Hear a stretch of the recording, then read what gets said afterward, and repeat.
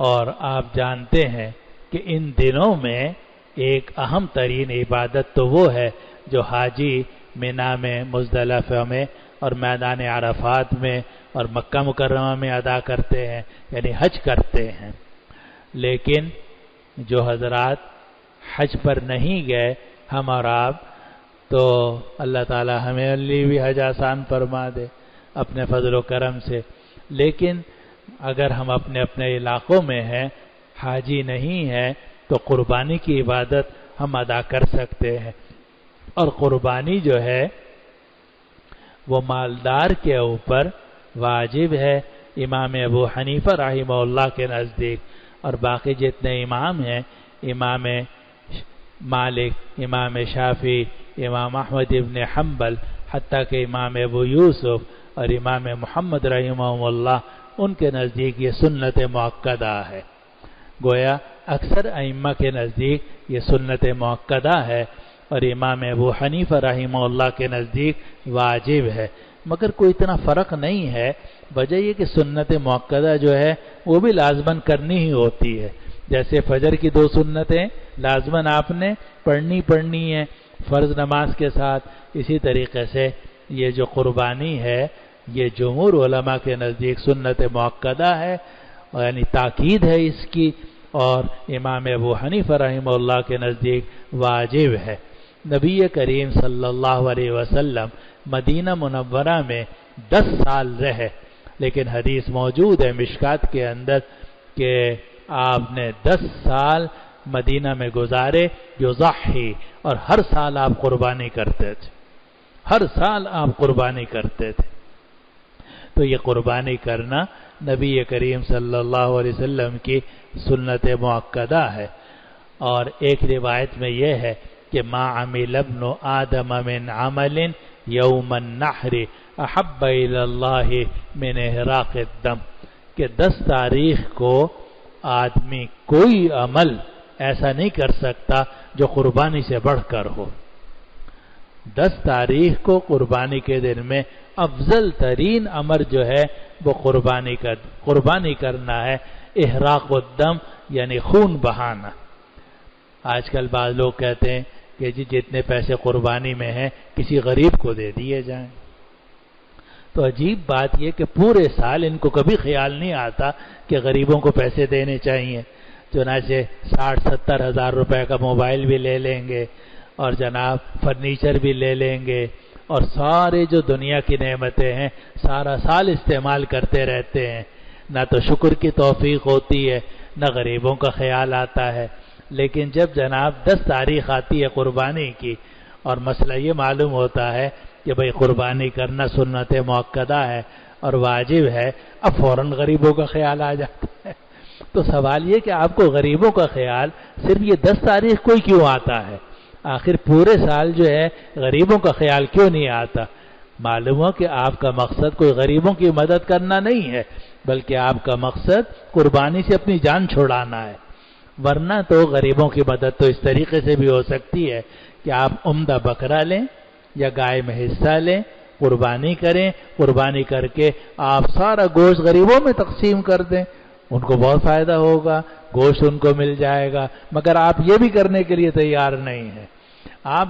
قربانی سے جان چھڑانا چاہتے ہیں۔ حالانکہ نبی کریم صلی اللہ علیہ وسلم نے فرمایا کہ 10 تاریخ کو قربانی سے زیادہ کوئی عمل اللہ کو پسند نہیں، کوئی عمل اللہ کو پسند نہیں۔ صحابہ نے عرض کیا ما هذه الاضاحی یا رسول اللہ، یہ قربانی کیا چیز ہے؟ آپ نے فرمایا سنت ابیکم ابراہیم، یہ تمہارے جد امجد حضرت ابراہیم علیہ السلام کی سنت ہے۔ صحابہ نے عرض کیا فما لنا فیہا یا رسول اللہ، یا رسول اللہ ہمیں کیا ملے گا،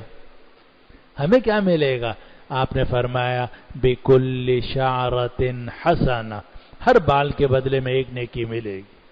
ہر بال کے بدلے میں ایک نیکی ملے گی۔ حدیث نبی کریم صلی اللہ علیہ وسلم کی۔ صحابہ نے پوچھا یا رسول اللہ ہم اس سنت پر عمل کریں گے تو ہمیں کیا ملے گا؟ فرمایا بکل شعرۃ حسنہ، ہر بال کے بدلے میں ایک نیکی ملے گی۔ تو اگر آپ پر قربانی واجب ہے تو پھر تو قربانی کرنا ضروری ہے۔ البتہ اگر قربانی واجب نہیں ہے پھر آپ کی مرضی ہے، قربانی کرنا چاہیں کریں، اور اگر قرضہ ہے، تنگی ہے، فقر و فاقہ ہے تو آپ کے اوپر کوئی گناہ نہیں ہے، بلکہ ایسے لوگوں کے لیے نبی کریم صلی اللہ علیہ وسلم نے پہلے قربانی کر دی ہے۔ آپ نے ایک جانور ذبح کیا، 2 مینڈے آپ نے ذبح کیے، ایک تو آپ نے اپنی طرف سے کیا اور دوسرا فرمایا کہ میں یہ ان لوگوں کو ثواب پہنچا رہا ہوں جنہوں نے میری امت میں سے کبھی قربانی نہیں کی، یعنی قربانی نہیں کر سکے، غریب قربانی نہیں کر سکا۔ تو نبی کریم صلی اللہ علیہ وسلم نے عمن لم یضحی من امتی، کہ میری امت سے جن لوگوں نے قربانی نہیں کی میں ان کی طرف سے ان کو ثواب۔ تو اگر کوئی آدمی فقیر ہے، مالدار ہے، فقیر ہے، نادار ہے، تو اگر وہ قربانی نہ کرے کوئی حرج نہیں ہے، بلکہ اس کو قرض کی ادائیگی زیادہ مقدم ہے۔ البتہ اگر اللہ تعالیٰ نے کسی کو مالدار بنایا ہے، وسعت ہے اور وہ قربانی کر سکتا ہے تو قربانی اس کو کرنی چاہیے۔ اور یہ بھی ایک مسئلہ سمجھ لیجئے کہ مالدار ہونے میں یا قربانی کے واجب ہونے میں سال کا اعتبار نہیں ہے۔ اگر سارا سال آپ کے پاس پیسے تھے مگر 9 تاریخ کی رات کو پیسے آپ کے پاس سے نکل گئے، یا کوئی مسئلہ کھڑا ہو گیا، کوئی ایسی فوری صورت پیدا ہو گئی کہ آپ کو وہ سارے پیسے خرچ کرنے پڑے، اور جب 10ویں تاریخ کی صبح ہوئی آپ مالدار نہیں تھے تو آپ کے اوپر قربانی واجب نہیں ہوگی۔ آدمی اسی لیے اگر کسی آدمی کا 10 تاریخ کی صبح سے پہلے انتقال ہو گیا، فجر کی نماز سے پہلے ہی اس کا انتقال ہو گیا، اس کے اوپر کوئی قربانی واجب نہیں ہے، کیونکہ قربانی واجب ہوتی ہے 10 تاریخ کی صبح صادق سے لے کر 12 تاریخ کی شام تک۔ اسی لیے اگر کسی آدمی کے پاس 10 تاریخ کو بھی پیسے نہیں تھے، 11 تاریخ کو بھی پیسے نہیں تھے، لیکن 12 تاریخ کو اس کے پاس بھاری رقم آ گئی اور مغرب سے پہلے آ گئی، تو اس کے لیے ضروری ہے کہ جلدی سے جا کر ایک جانور خریدے اور اللہ کے راستے میں قربان کرے۔ تو میرے دوستوں اور بزرگوں، یہ جو مالداری کا اعتبار ہے یہ صرف ان 3 دنوں میں ہے۔ اسی لیے اگر کوئی عورت ہے، فرض کیجئے اس کے پاس صرف 2 بوندے ہیں یا ایک چھوٹی سی کوئی چیز ہے جو اس کے ماں باپ نے اس کو دی ہوئی تھی، نشانی کے طور پر ہے، اور وہ 7.5 تولے سے بہت کم ہے، 1 تولہ ہے یا 2 تولے ہے، اگر حج کے 3 دنوں میں یعنی 10ویں تاریخ کی صبح سے لے کر 12 تاریخ کے غروب شمس تک اس کے پاس صرف یہی 1.5 تولہ سونا ہے اور اس کے پاس نہ کوئی پیسہ ہے نہ اس کے پاس کوئی چاندی ہے، تو وہ صاحب نصاب نہیں ہے۔ جب صاحب نصاب نہیں ہے تو اس خاتون کے اوپر قربانی واجب نہیں ہوگی۔ البتہ اگر اس کے پاس تھوڑا سا سونا ہے، تھوڑی سی چاندی ہے، تھوڑے سے پیسے ہیں اور وہ سب ملا کر 52.5 تولہ چاندی کے برابر پہنچ جاتے ہیں تو پھر اس کے اوپر قربانی واجب ہو جاتی ہے۔ لیکن اگر 10 تاریخ کی صبح سے لے کر 12 تاریخ کی شام تک اس کے پاس صرف 1.5 تولہ سونا ہے، نہ چاندی ہے، اور روپے بھی سب ختم کر چکی ہے پہلے، تو اس کے اوپر شرعاً قربانی واجب نہیں ہوتی، کیونکہ قربانی کے لیے صاحب نصاب ہونا ضروری ہے۔ یہ فقہی مسئلہ ہے، لیکن اللہ تعالیٰ اگر کسی کو توفیق دے اور وہ اللہ کے راستے میں نفلی قربانی کرنا چاہے تو کر سکتا ہے، لیکن اس شرط کے ساتھ کہ نفلی قربانی کا فخر نہ کیا جائے، دکھاوا نہ کیا جائے۔ دیکھیے شریعت یہ کہتی ہے ہمیں کہ جو واجب یا فرض عبادت ہے وہ تو ڈنکے کی چوٹ ادا کرنی چاہیے، چنانچہ حکم یہ ہے کہ فرض نماز ہم مسجد میں آ کر ادا کریں،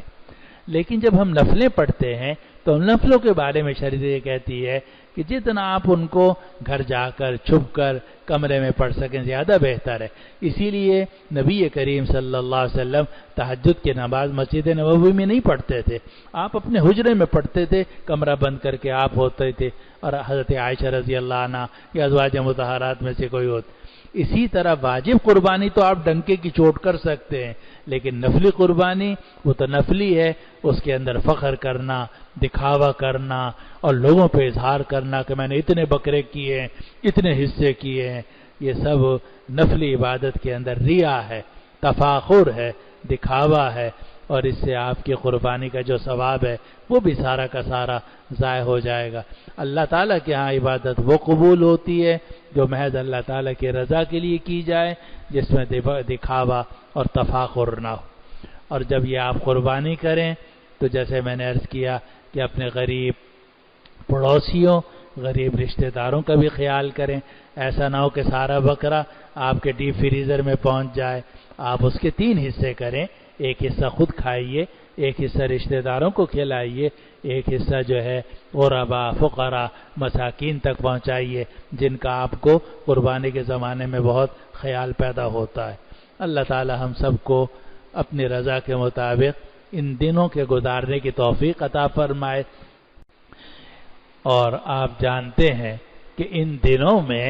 ایک اہم ترین عبادت تو وہ ہے جو حاجی